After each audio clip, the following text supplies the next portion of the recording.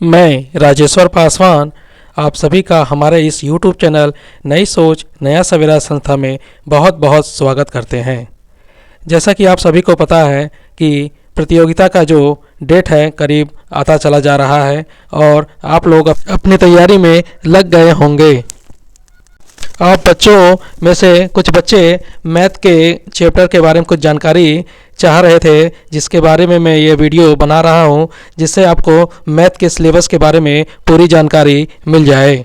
इसी के अंतर्गत मैं आप लोगों को समूह ए के अर्थात कक्षा 8 से नीचे के बच्चों के गणित के चैप्टर से संबंधित कुछ जानकारी दे देता हूँ कि किस किस चैप्टर से प्रश्न आने की संभावना हो सकती है, ताकि आप उसी के अनुसार अपनी तैयारी को जारी रख सकें।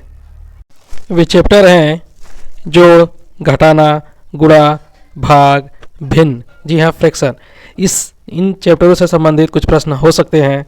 संख्या पद्धति, बोर्डमास और लघुत्तम समापवर्तक एलसीएम और एचसीएफ, और वहीं प्रतिशत परसेंटेज, इनसे, और साथ ही आयत, वर्ग, वृत्त, साधारण ब्याज, चाल दूरी, समय, लाभ हानि, और लाभ हानि के अंतर्गत छूट, डिस्काउंट, अनुपात, समानुपात, दशमलव संख्या और पाइथागोरस से संबंधित प्रश्न पूछे जा सकते हैं।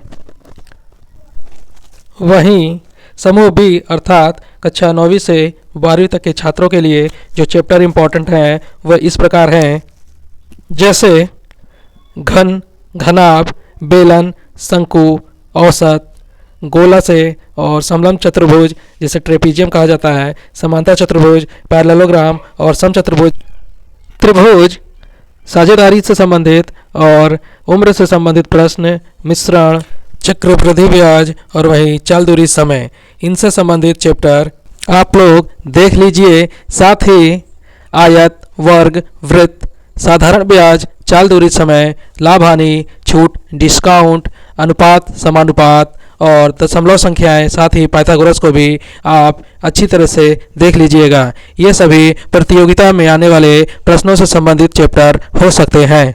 साथ ही मैं कुछ इम्पोर्टेंट सूत्रों को भी बताने जा रहा हूं जो आपके लिए बहुत ही उपयोगी सिद्ध हो सकते हैं। सबसे पहले हम साधारण ब्याज से संबंधित दो सूत्र को इसमें देखेंगे। तो साधारण ब्याज बराबर से होता है मूलधन गुणे दर गुणे समय बटे 100। जी हाँ, साधारण ब्याज बराबर से मूलधन गुणे दर गुणे समय बटे 100। वहीं मिश्रधन जो है दो चीज़ों से मिलकर बनता है, एक मूलधन और दूसरा साधारण ब्याज। इन दोनों को मिलाने से मिश्रधन बनता है। तो मिश्रधन का सूत्र हो गया मूलधन प्लस साधारण ब्याज। वहीं लाभ हानि चैप्टर से हम कुछ इम्पोर्टेंट सूत्रों को लेकर के आए हैं।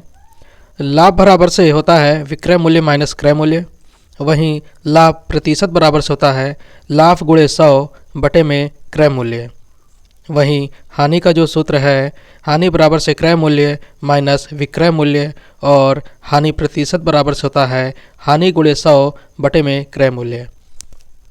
जी हाँ, बटे में दोनों ही कंडीशन में लाभ हो या हानि, मतलब लाभ प्रतिशत या हानि प्रतिशत जब निकाला जाता है तो दोनों ही कंडीशन में बटे में क्रय मूल्य रहता है। जी हाँ, क्रय मूल्य यह सबसे इम्पोर्टेंट क्वेश्चनों में से है।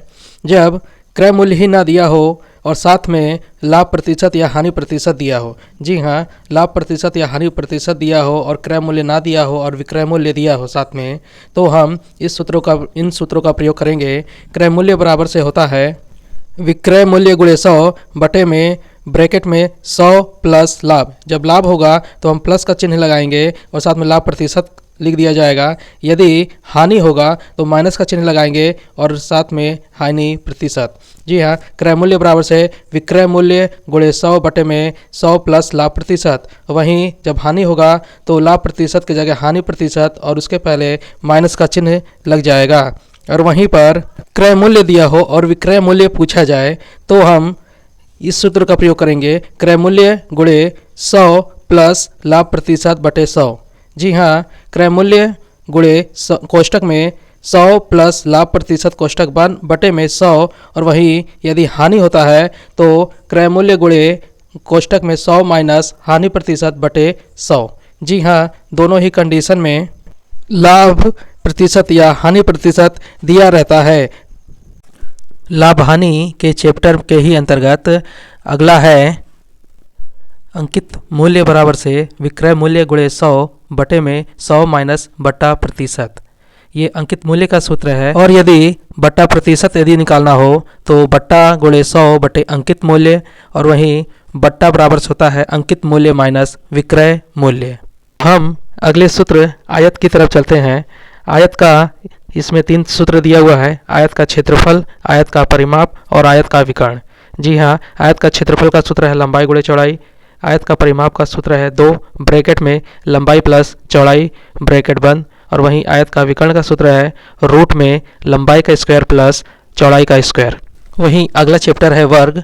वर्ग के भी 3 सूत्र हैं। वर्ग का क्षेत्रफल इसका होता है भुजा की पावर 2, और वहीं वर्ग का परिमाप का सूत्र है 4 गुणे भुजा, और वर्ग का विकर्ण का सूत्र है रूट में 2 गुणे भुजा। जी हाँ, करनी में 2 गुणे भुजा। अगला चैप्टर है समलंब चतुर्भुज।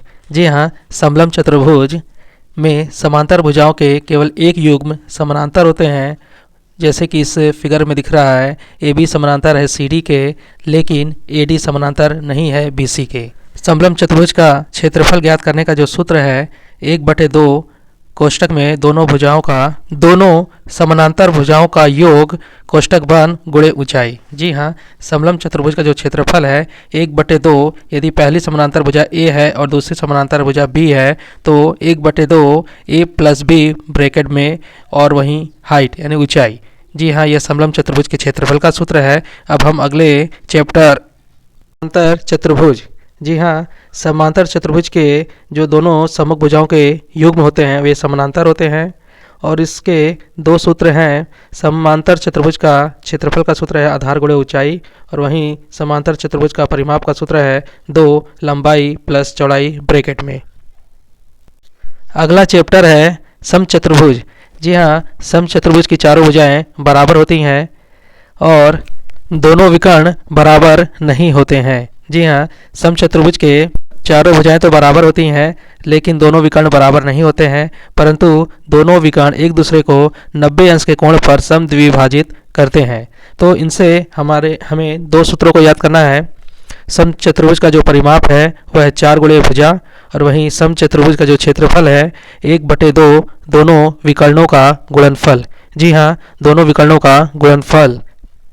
जी हाँ, पहले विकर्ण को डायगोनल D1 और दूसरे विकर्ण को डायगोनल D2 नाम दिया गया है, तो इसका फॉर्मूला होगा 1/2 D1 इंटू D2। जी हाँ, 1/2 D1 गुणे D2। मैंने समचतुर्भुज से संबंधित 2 क्वेश्चन भी दिया है इस पेज पर, इसे आप लोग देख लीजिए और कोशिश कीजिएगा हल करने का। आगे में अगर समय मिलता है तो और भी सूत्रों को और क्वेश्चनों को आप लोगों के लिए लेकर के आऊँगा। कृपया आप लोग इस चैनल के साथ बने रहें। अब मैं अपनी वाणी को विराम देता हूँ। धन्यवाद।